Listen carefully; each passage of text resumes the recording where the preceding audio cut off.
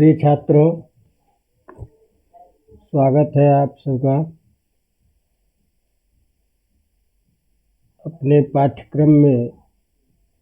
Group 3 में हमने मेघदूत, नीति शतक और कादम्बरी सुकनासोपदेश को पढ़ा।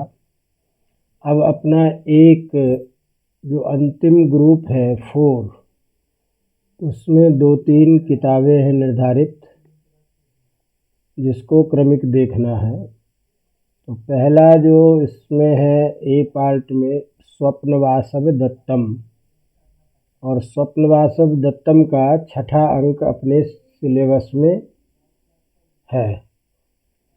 तो इस चीज़ को समझने से पहले हम नाटक स्वप्नवासव दत्तम इस नाटक के संपूर्ण कथा वस्तु को अच्छी तरह से समझ लें।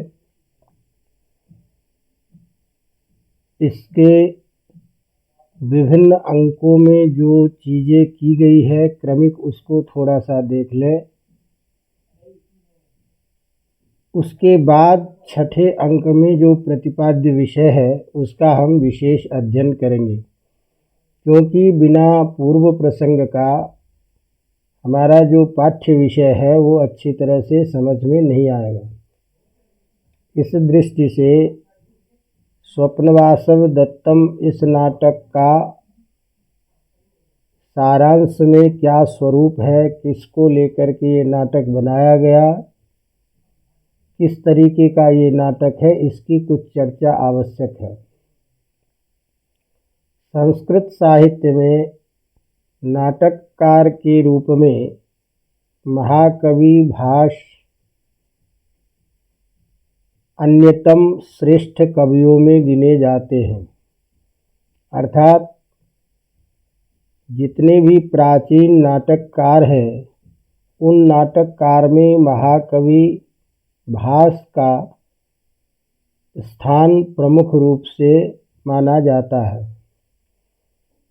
महाकवि भास के द्वारा जो नाटक लिखे गए हैं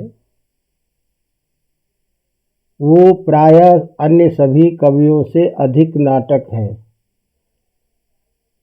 महाकवि भास के नाम से 13 नाटकों का उल्लेख संस्कृत साहित्य में हमें प्राप्त होता है। इन नाटकों में बहुत सारे ऐसे नाटक हैं जिसका उपजीव्य रामायण और महाभारत है। अर्थात जो भास द्वारा नाटक लिखे गए हैं उसका मूल स्रोत हमारे पुराने ग्रंथों में वर्णित है। तो कुछ नाटक ऐसे हैं, अधिकतर प्रायः जो महाभारत से संबद्ध है, महाभारत के कथानक को लेकर के लिखा गया है, कुछ रामायण से लेकर के, और कुछ कवि के द्वारा कल्पित नाटक हैं। तो इन सभी नाटकों में जब हम बात करते हैं तो महाकवि भास के द्वारा जो 13 प्रसिद्ध नाटक लिखे गए हैं वो नाटक जैसे प्रतिज्ञा योगंधरायण पहला नाटक, स्वप्नवासव दत्तम दूसरा नाटक, चारुदत्तम, पंचरात्रम, बालचरितम, अविमारकम, दूतघटोत्कचम, कर्णभारः, मध्यम व्यायोग, उरुभंगम, दूतवाक्यम, अभिषेक नाटकम और प्रतिमा नाटकम। ये 13 नाटक भास के माने जाते हैं। इन 13 नाटकों में महाभारत पर आधारित 7 नाटक हैं, रामायण पर आधारित 2 नाटक हैं, और कवि के द्वारा स्वयं की कल्पना से बनाया गया जो नाटक है वो 4 है। इस तरह से 4 महाकवि भास के कल्पित नाटक, 2 का मूल रामायण और अन्य 7 नाटकों का आधार महाभारत दिखता है। अब इन नाटकों में प्रायः जो भी विषय है उसकी चर्चा तो विशेष रूप से जब हम नाटक साहित्य पढ़े हैं तो उसमें हमने चर्चा की प्रत्येक नाटक के विषय में। प्रस्तुत प्रसंग में हमें स्वप्नवासव दत्तम की चर्चा विशेष रूप से करनी है। तो यह जो स्वप्नवासव दत्तम नाटक है, ये महाकवि भास द्वारा रचित जितने भी नाटक हैं 13 नाटक, उन सभी नाटकों में सर्वोत्तम नाटक के रूप में ये माना जाता है। इस नाटक से पहले भास का जो नाटक है वह है प्रतिज्ञा योगंधरायण। तो प्रतिज्ञा योगंधरायण जो नाटक है, उस नाटक का उत्तर भाग स्वप्नवासव दत्तम को माना जाता है। विद्वानों का मत ये है कि प्रतिज्ञा योगंधरायण का जो प्रतिपाद्य विषय है वही प्रतिपाद्य विषय इसका है, लेकिन कथानक के आधार पर उत्तर भाग जो है, बाद वाली जो घटना है, बाद वाला जो कथानक है वो स्वप्नवासव दत्तम में है और इससे पूर्व की घटना प्रतिज्ञा योगंधरायण में है। तो प्रतिज्ञा योगंधरायण में क्या चीज़ है, तो संक्षेप में यदि हम देखें तो इस नाटक का नाम है प्रतिज्ञा योगंधरायण। तो योगंधरायण के द्वारा की गई जो प्रतिज्ञा है उसको कथा वस्तु बना करके जो नाटक लिखा गया, इसीलिए उसका नाम है प्रतिज्ञा योगंधरायण। तो यह जो योगंधरायण है ये उदयन का मंत्री है। तो कौशाम्बी के राजा जो उदयन है, उस उदयन के द्वारा उज्जैनी के राजा प्रद्योत की पुत्री वासव दत्ता के हरण की इसमें कथा है। तो इसमें प्रतिज्ञा की क्या की गई, तो संक्षेप रूप में ये समझें कि प्रद्योत राजा जो है उसने किसी भी प्रकार से छल पूर्वक उदयन को बंदी बना लिया और उस बंदी बनाने के कारण उदयन का जो मंत्री योगंधरायण है उसने इस बात की प्रतिज्ञा की कि हम इस राजा को, अपने राजा को छुड़ा भी लेंगे और इनकी जो पुत्री वासव दत्ता, इनके साथ इनकी शादी भी कराए। तो इस तरह की प्रतिज्ञा को आधार बना करके यह नाटक लिखा गया है प्रतिज्ञा योगंधरायण। तो इसका मतलब राजा प्रद्योत, उदयन और वासव दत्ता ये प्रधान इसमें पात्र हैं।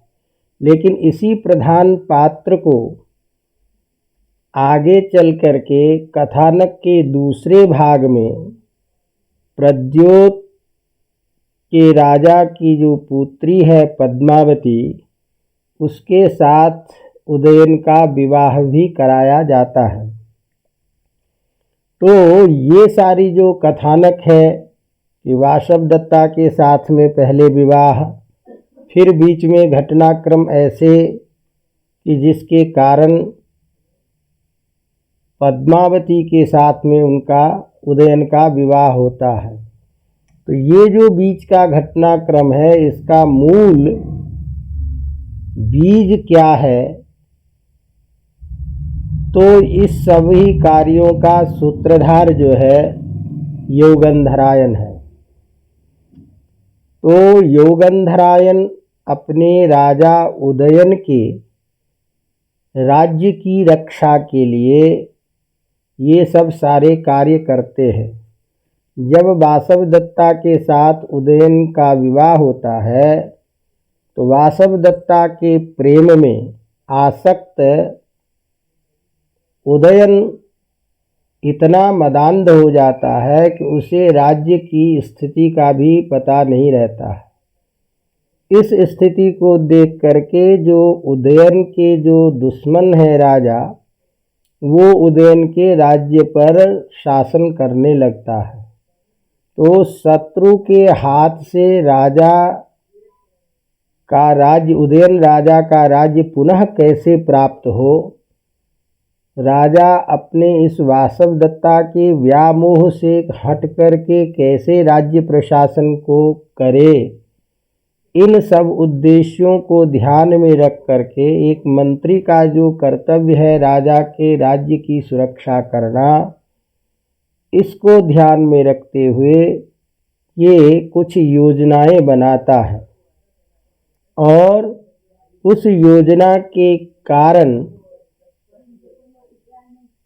वासवदत्ता को जल करके मर जाने का अफवाह फैला देता है और वो योगंधरायण स्वयं एक साधु के वेश में और वासवदत्ता को अवंतिका के वेश में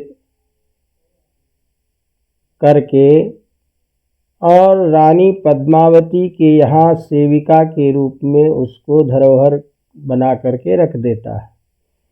तो उत्तर भाग प्रतिज्ञा योगंधरायण के कथानक के बाद में इस नाटक के विषय वस्तु के होने के कारण इस नाटक को प्रतिज्ञा योगंधरायण का उत्तरार्ध कहा जाता है या उत्तर भाग कहता है।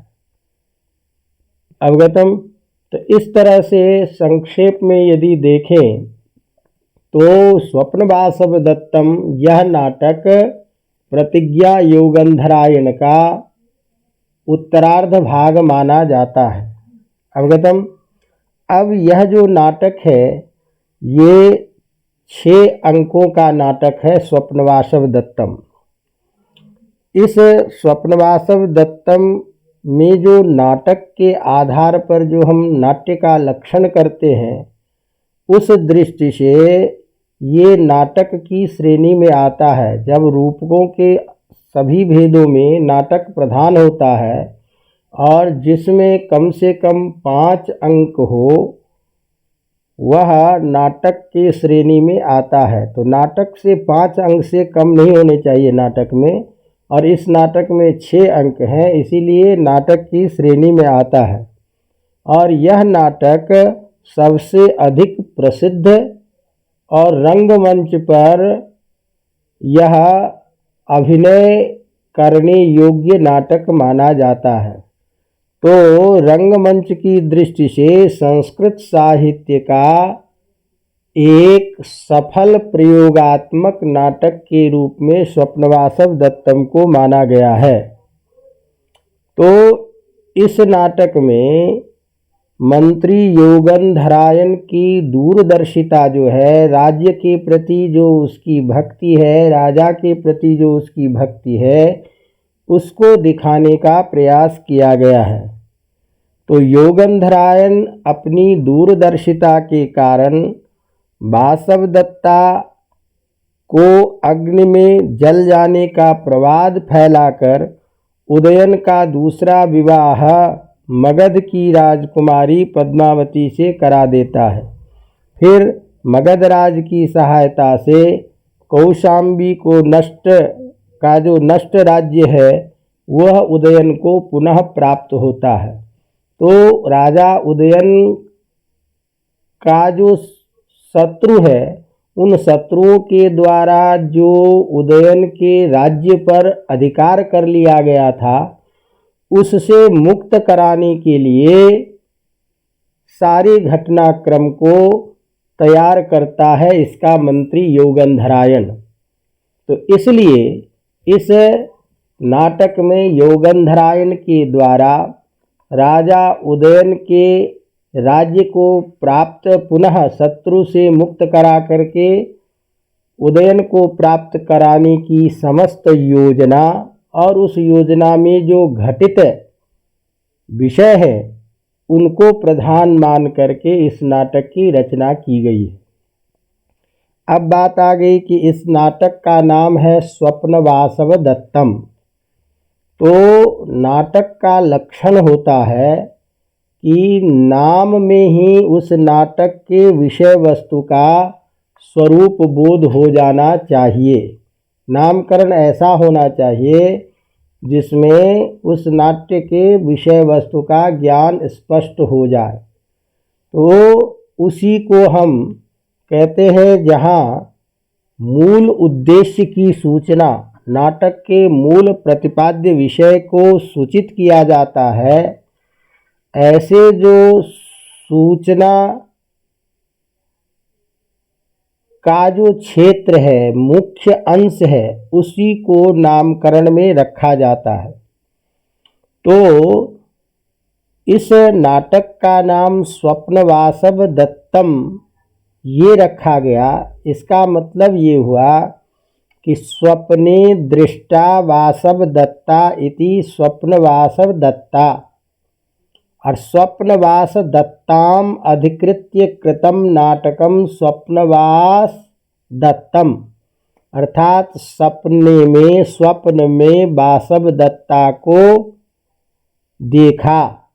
ये न अर्थात जो राजा उदयन है वह स्वप्न में वासव दत्ता का दर्शन करता है। तो उस घटना प्रधान को मान करके जो नाटक लिखा गया उसका नाम है स्वप्नवासव दत्तम। अब सपने में क्यों देखा गया, तो इसकी संपूर्ण विषय वस्तु को हम क्रमिक समझना चाहें तो इसके संपूर्ण नाटक के विषय को स्पष्ट तरीके से एक बार देखना होगा, समझना होगा।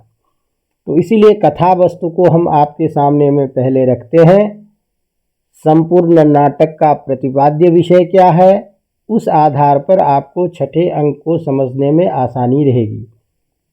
तो ध्यान रखना है कि इसमें कौन से राजा कहाँ के हैं, किसकी पुत्री कौन है, और किस तरह के इसके साथ में कथानक को जोड़ा गया। तो ये नाम यदि आपको ध्यान रहेगा, स्पष्ट रहेगा, तो कथा समझने में आसानी रहेगी। तो पुरुवंश जो है उसमें उत्पन्न उदयन वत्स देश का राजा था। अर्थात वत्स देश में जो पुरुवंश का वंशज माना जाता है उसमें उदयन नाम का एक राजा था। वत्स देश की जो राजधानी वह कौशाम्बी थी। तो वत्स देश की राजधानी कौशाम्बी, उस कौशाम्बी का राजा उदयन पुरुवंश का राजा माना जाता है। ये उदयन जो है ये वीणा बजाने का बड़ा शौकीन था। वीणा वादन में, वीणा बजाने की कला में निपुण था। इस उदयन के पास एक घोषवती नाम की वीणा थी। परीक्षा में कई बार या इंटरव्यू में पूछ देते हैं। तो उदयन के पास चूँकि वीणा वादन कला में निपुण था तो अपने पास जो वीणा रखता था उसका नाम घोषवती थी वीणा, जिसकी सहायता से वह मदमत्त हाथियों को भी अपने वश में कर लेता था। अर्थात वीणा वादन की कला में इतना निपुण था कि मतवाला हाथी भी उसकी वीणा को सुन करके उसके वश में हो जाया करता था। वत्सराज की जो सीमा थी अपने राज्य की, उसी से सटा हुआ अवंती राज्य था, जहाँ का राजा प्रद्योत था। तो अवंती देश का राजा प्रद्योत प्रद्योत अपने अत्यधिक सैन्य बल के कारण महासेन भी कहा जाता था, अर्थात जिसके पास में बड़ी सेना है इस राजा को महासेन कहा जाता। तो प्रद्योत को महासेन के नाम से भी जाना जाता था। क्यों महासेन कहा जाता? क्योंकि उसके पास बहुत बड़ी सेना थी। तो एक बार प्रद्योत का जो मंत्री था वह शालंकायन था। तो प्रद्योत का मंत्री सचिव शालंकायन छल पूर्वक राजा उदयन का हरण कर लेता है और उसको बंदी बना लेता है। तो यह प्रद्योत का सचिव शालंकायन छल पूर्वक राजा उदयन को बंदी बना करके कारागार में डाल देता है और राजा प्रद्योत की पुत्री जिसका नाम वासवदत्ता था। तो राजा को एक पुत्री थी प्रद्योत की जिसका नाम वासवदत्ता। वासवदत्ता परम सुंदरी, सुशील और गुणवती थी। उदयन के कला कौशल से प्रभावित होकर के वही राजा प्रद्योत चाहता था कि उदयन का विवाह वासवदत्ता से हो जाए। ये कथानक ध्यान रखना क्योंकि छठे अंक में इसकी जरूरत पड़ेगी। अर्थात प्रद्योत का राजा स्वयं चाहता था इसकी कला से प्रभावित होकर के कि अपनी पुत्री वासवदत्ता का विवाह इसके साथ करा दे। अब ये कैसे हो? तो इसलिए प्रद्योत ने क्या किया कि अपनी वासवदत्ता पुत्री को वीणा सिखाने के लिए राजा उदयन को कह दिया कि हे राजा उदयन, आप हमारी पुत्री वासवदत्ता को वीणा सिखाएंगे। तो इसी तात्पर्य से उदयन को वासवदत्ता के वीणा शिक्षक के रूप में नियुक्त कर दिया गया। वीणा शिक्षण के क्रम में ही, अर्थात जब वीणा बजाने की शिक्षा दी जा रही थी, उसी सिखाने के क्रम में वासवदत्ता और उदयन एक दूसरे के प्रति आसक्त हो जाते हैं। उदयन अवसर पाकर अपने चतुर मंत्री योगंधरायन के सहयोग से वासवदत्ता को हरण करके कौशाम्बी ले आता है। अब ध्यान रखना, शादी नहीं हुई। उनके प्रद्योत चाहता था कि हम इसके साथ शादी कर दें, लेकिन चूंकि वह शत्रु राजा होने के कारण आशंकित होकर के शादी के बिना ही वासवदत्ता का हरण करके योगंधरायन की सहायता से हरण करके कौशाम्बी ले आता है। कौशाम्बी आकर के उदयन और वासवदत्ता जो है दोनों रहने लगते हैं, लेकिन वासवदत्ता के प्रेम में इतना अनुरक्त हो जाता है कि राजा उदयन को अपने राज्य कार्य का कोई ध्यान नहीं रहता है।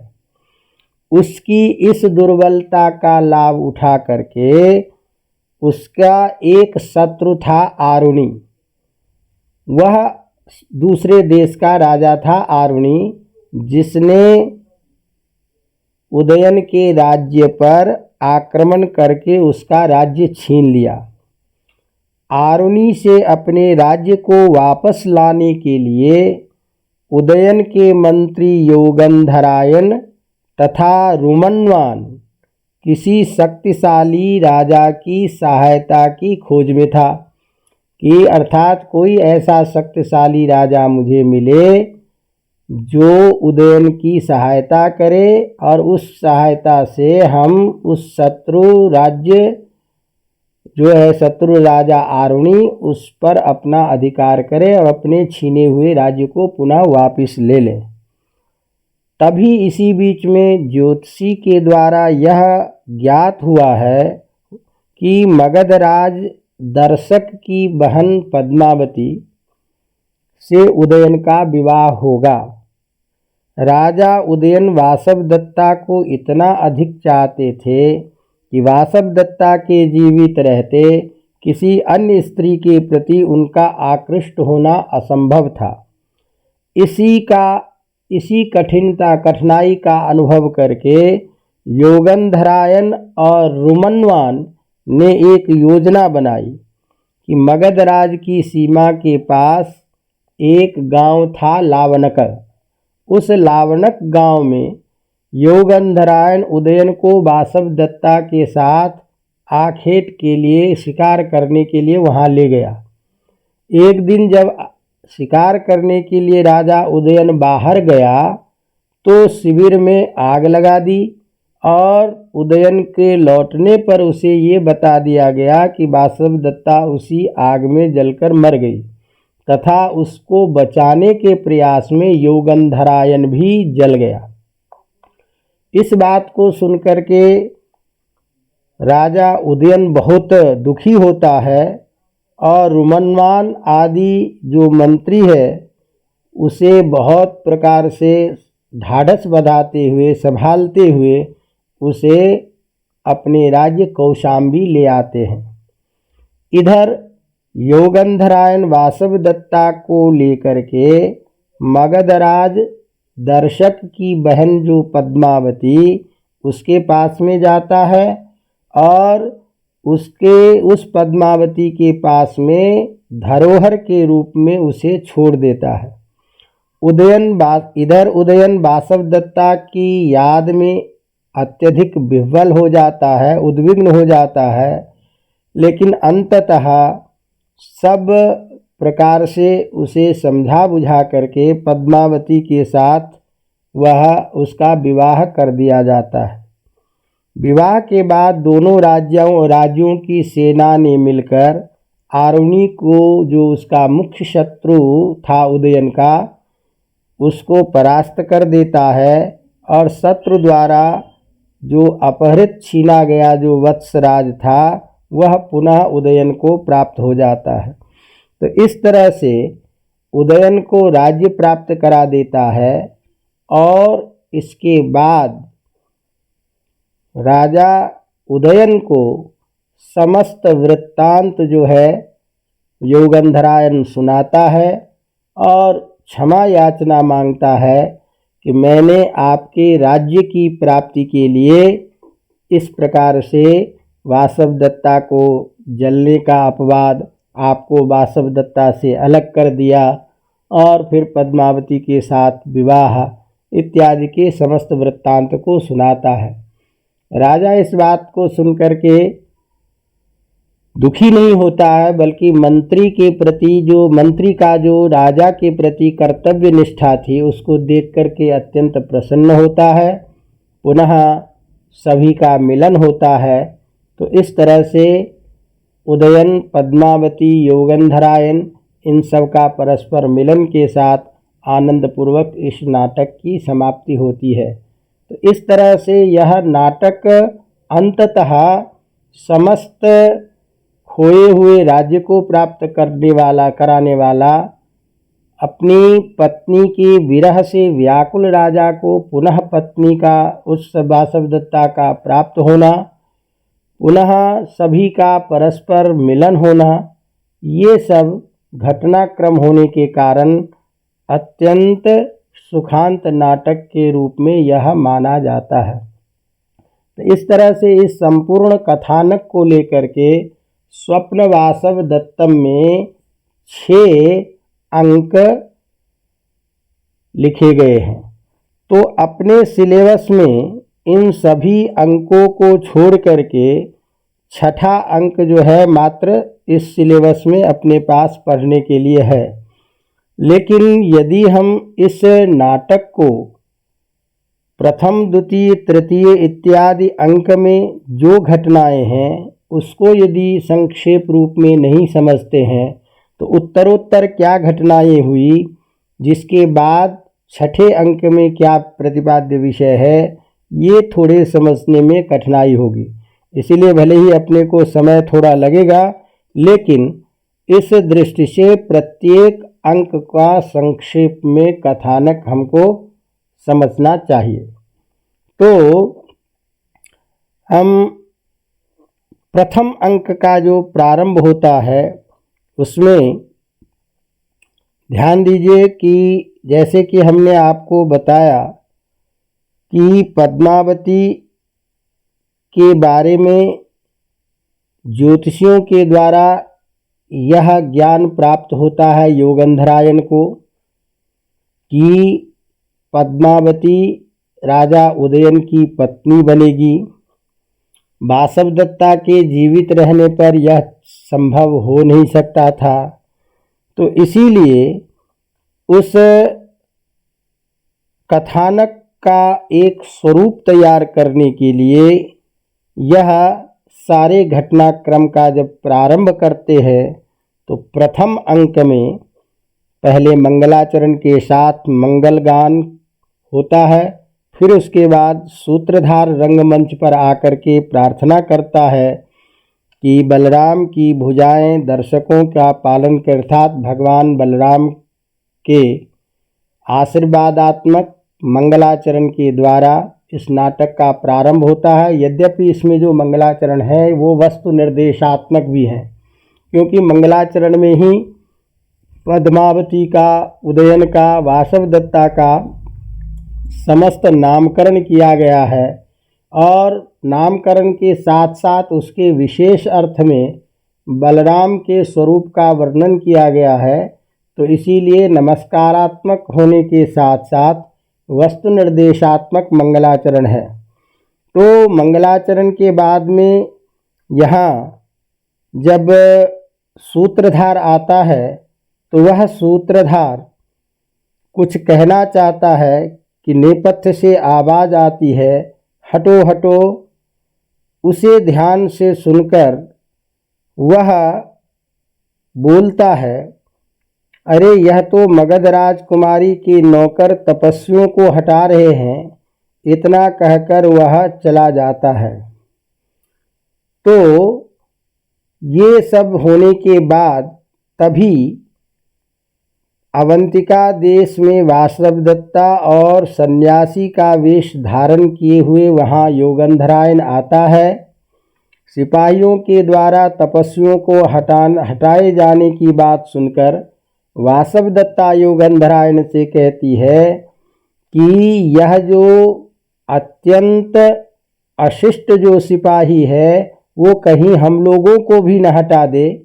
इतने में ही मगध राजकुमारी पद्मावती का जो उस समय तपोवन में निवास करने वाली उसकी माता थी, उसको दर्शन करने के लिए, दर्शन करके राजधानी को लौट रही थी, वह आती है और उसके बाद वहाँ उसे देख करके उससे यह अनुनय विनय करती है और वासवदत्ता के अनुनय विनय करने के बाद वह उसे हटाने से मना कर देती है पद्मावती। तो पद्मावती की आज्ञा से याचकों के मनोवांछित दान देने की भी घोषणा करता है। योगंधरायन को पुष्पभद्रक आदि ज्योतिषियों के कथनानुसार पद्मावती को अपने महाराज उदयन की होने वाली रानी समझता है। इस अवसर से का लाभ उठाता है। वह पद्मावती से अपनी कल्पित भगिनी वासवदत्ता को धरोहर रखने की प्रार्थना करता है। पद्मावती उसे स्वीकार कर लेती है। बातचीत के ही सिलसिले में तापसी पद्मावती के विवाह की चर्चा होने लगती है। पद्मावती की दासी तापसी को बताती है कि उज्जैनी के राजा महासेन के पुत्र के साथ राजकुमारी के विवाह संबंध की चर्चा चल रही है। इतने में एक ब्रह्मचारी जो लावानक गांव से लौट रहा था वहां विश्राम के लिए रुक जाता है। कुशल प्रश्न होने पर वह अपने वेदाध्ययन में हुए विघ्न का कारण बताते हुए कहता है कि लावणक गांव में रहने वाले राजा उदयन एक दिन जब शिकार पर थे तब उस गांव में आग लग जाने से उनकी प्रियतमा वासवदत्ता और मंत्री जलकर मर गए। शिकार से लौटने के बाद राजा को अत्यंत दुखद समाचार मिला तो उन्होंने भी आग में कूदकर प्राण देने की कोशिश की, पर मंत्रियों के बड़े प्रयत्न से उन्हें रोका गया। तब से वे बहुत रोते हैं। वासवदत्ता के अधजले आभूषणों को छाती से लगाकर बार बार मूर्छित हो जाते हैं, परंतु रुमन्वान नामक मंत्री बड़े कष्ट एवं धैर्य से उनकी रक्षा कर रहा है। इस समय लावाणक में राजा का रहना उचित न समझकर मंत्री लोग उन्हें अन्यत्र ले गए हैं। राजा के चले जाने पर यह गांव हतश्री अर्थात लक्ष्मी विहीन हो गया है, इसीलिए हम भी वहां से चले आए हैं। इतना कहकर ब्रह्मचारी चला जाता है, परंतु वासवदत्ता अपने पति के आदर्श प्रेम को सुनकर बहुत संतुष्ट होती है और पद्मावती भी उदयन के गुणों से प्रभावित होकर मन में उसके प्रति प्रेम करने लगती है। अनंतर पद्मावती के आज्ञा पाकर योगंधरायण के चले जाने के बाद तापसी से अनुरूप पति की प्राप्ति की आशीर्वाद पाकर पद्मावती वासवदत्ता एवं निज परिवार के साथ प्रस्थान कर देती है। इस तरह से प्रथम अंक संपन्न होता है। द्वितीय अंक में मालती गायत्री लता मंडप के पास पद्मावती वासवदत्ता के साथ गेंद खेलती है। काफ़ी देर तक गेंद खेलने के बाद दोनों विश्राम कर रही है।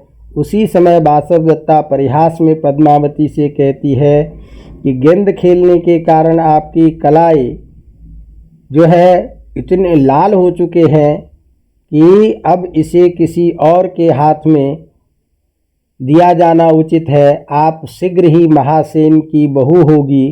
इस पर पद्मावती की दासी यद्यपि कष्ट का भी अनुभव करती है कि अपनी स्वयं के रह करके अपने पति के प्रति किसी दूसरी स्त्री को पत्नी के रूप में होने की बात सुनकर के कष्ट भी होता है, लेकिन धैर्य के साथ वह सब सुनती है और पुनः अंतःपुर में चली जाती है। इसी के साथ दूसरे अंक की समाप्ति हो जाती। तृतीय अंक में पद्मावती के विवाह की खुशियां मनाई जा रही है, किंतु वासवदत्ता के लिए यह विवाह अत्यंत दुस्सह हो रहा है। वह अपनी आँखों के सामने अपने पति को पराये होते कैसे देख सकती है, इसीलिए वह राजमहल से निकलकर मन बहलाने के लिए पास के बाग में चली जाती है। उसे खोजती हुई एक दासी भी वहां पहुंचती है और उससे पद्मावती के लिए विवाह माला गूंथने के लिए कहती है और उस महारानी का संदेश सुनाती है। विवशता होने पर भी वासवदत्ता जैसे तैसे उस कष्ट का सहन करते हुए माला बनाती है और फिर वह उससे व्यथित होकर के शांति पाने के लिए वह अन्य दूसरा उपक्रम प्रयास करने लगती है। इसी के साथ तीसरे अंक की समाप्ति होती है। चौथा अंक में विवाहोत्सव में नित्य नए पदार्थों को अत्यधिक भोजन करके विदूषक के द्वारा या विदूषक को मंदाग्नि हो जाती है, जिसे वो वार्तालाप में दासी को बताता है। फिर उसके बाद वह उस वाटिका में विहार करने के लिए चला जाता है। वहीं पद्मावती दासी के कुछ फूलों को चुनने के लिए भेजती है और उसके प्रियतम के साथ मनोविनोद करने के लिए वह पद्मावती अपने सखी के साथ में पहुंचती है। इस प्रकार दोनों के वहाँ स्वरूप को देख करके वासवदत्ता यद्यपि मन ही मन कुंठित भी होती है, लेकिन पद्मावती के साथ अपने उसी मधुरता के साथ में व्यवहार करते हुए आगे बढ़ती है। इस तरह से विदूषक आदि के साथ में एक दूसरे की प्रीत उत्सव वहाँ मनाया जाता है। इसी शीघ्रता के कारण सभी वहाँ से उस विवाहोत्सव में चले जाते हैं। पांचवें अंक में पद्मावती सिरदर्द से पीड़ित है। यहाँ से मूल कथानक छठे अंक के लिए प्रस्तावित होता है और मूल अंक नाटक का नामकरण का आधार इसी अंक में बनता है। पद्मावती सिरदर्द से पीड़ित है, इसकी सूचना वासवदत्ता को देने के लिए पद्मनिका नामक दासी जो मधुरिका नाम की अपनी प्रिय सखी को भेजती है और स्वयं वसंतक को ढूंढकर राजा के पास भी यह समाचार भिजवा देती है। राजा अपनी पत्नी का दुखद समाचार सुनकर समुद्र गृह में जाता है, लेकिन वहाँ पद्मावती नहीं होती। पद्मावती के इंतजार में वह वहीं विश्राम करता है और उसी के साथ वह विश्राम की अवस्था में ही धीरे धीरे आलस्य के कारण सो जाता है। वहाँ विदूषक आकर के उसको वस्त्र से आच्छादित कर देता है और वह वहाँ से चला जाता है।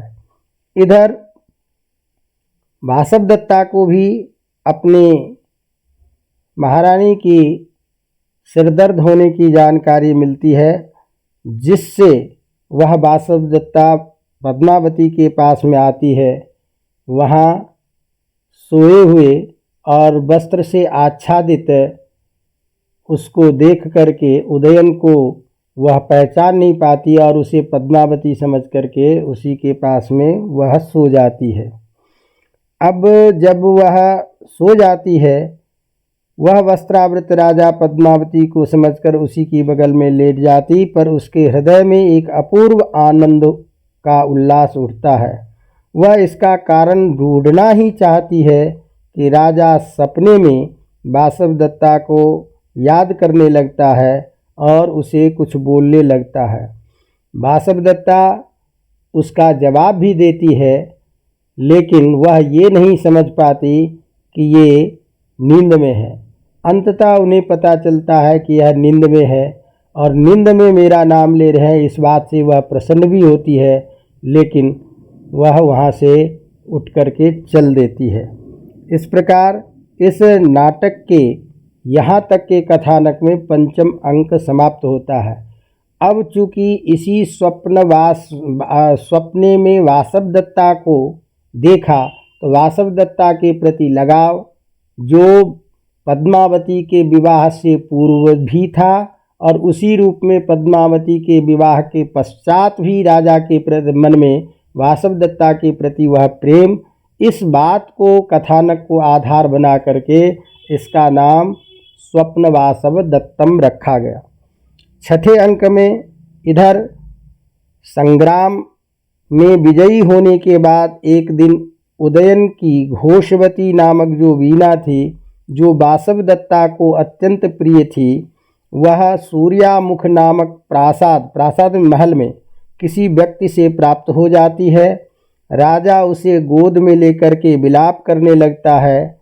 इसी बीच वासवदत्ता के पिता और माता द्वारा भेजे हुए कंचुकी पास आते हैं, अर्थात जब उसे पता चलता है कि उदयन वहाँ है और इतना वासवदत्ता के प्रति लगाव है और वासवदत्ता के लिए दुखी है, तो वह वासवदत्ता के माता पिता जो इसकी शादी कराना चाहते थे, लेकिन उससे पहले ही ये दोनों वहाँ से निकल चुके थे, तो वासवदत्ता के माता पिता दोनों का चित्र बना करके चित्र में ही शादी करवाते हैं और वही चित्र वासवदत्ता उदयन को अभी भेजा जाता है उनके माता पिता के द्वारा, ताकि उसको देख करके वह पूर्व स्मृतियों से धैर्य को धारण करे।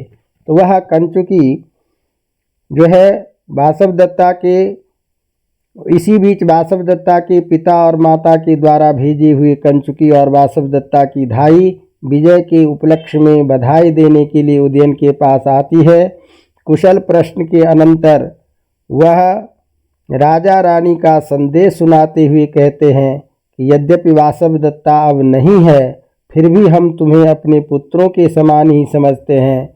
जब तुम अपनी चंचलता के कारण बिना विधिपूर्वक विवाह किए ही यहाँ से वासवदत्ता को लेकर के भाग गए थे, तभी हमने तुम दोनों के चित्र तैयार करवाकर और उसी चित्र के द्वारा विवाह करा दिया था। अब तुम यह चित्र देखकर चित्त को शांत करो। यह कहकर धाई राजा के हाथ में वह चित्र समर्पित करती है। उस चित्र को उसी क्षण पद्मावती जब देखती है तो पद्मावती उस देख को कहती है कि इसी आकृति के समान या यही आकृति वाली स्त्री तो हमारे पास में है, जो हमारी धाई के रूप में है। राजा इस बात को सुनकर के तुरंत उसको बुलाने के लिए कहता है। अभी भी हमारे संरक्षण में रह रही है और उसका नाम अवंतिका है। यह सुनकर राजा उसे बुला लेने के लिए आज्ञा देता है। इसी बीच योगंधरायण को अपनी धरोहर वापस लेने के लिए उपस्थित हो जाता है। अवंतिका के वेश में वासवदत्ता वहाँ लाई जाती है। जो उनकी धाई वसुंधरा उसे पहचान कर कहती है, अरे यह तो वासवदत्ता है। इस पर राजा अपनी आज्ञा से उसके स्वरूप को देखता है और पुनः उसे पहचान कर योगंधरायण भी कल्पित अपने वेश को हटा करके योगंधरायण के सम्मुख उपस्थित होता है, राजा की जय घोष करता है और बाद में अपने संपूर्ण कथानक के रहस्योद्घाटन करता है और क्षमा मांगता है। राजा भी प्रसन्न होकर के उसको क्षमा कर देते हैं और पुनः परस्पर एक दूसरे के मिलन के साथ यह नाटक का अंक समाप्त होता है। तो इस प्रकार छठे अंक में हमारा जो मुख्य प्रतिपाद्य विषय है यह है वासवदत्ता का पुनः उसके उदयन को मिलना और राज्य के खोए हुए राज्य की प्राप्ति की सूचना। ये मूल कथानक छठे अंक में वर्णित है। अब इस छठे अंक को इस सिलेबस में रखने का क्या औचित्य है, क्या इसमें मुख्य प्रतिपाद्य बातें हैं जिसको ध्यान में रख करके अपने आईएएस की परीक्षा में यहाँ इसको रखा गया।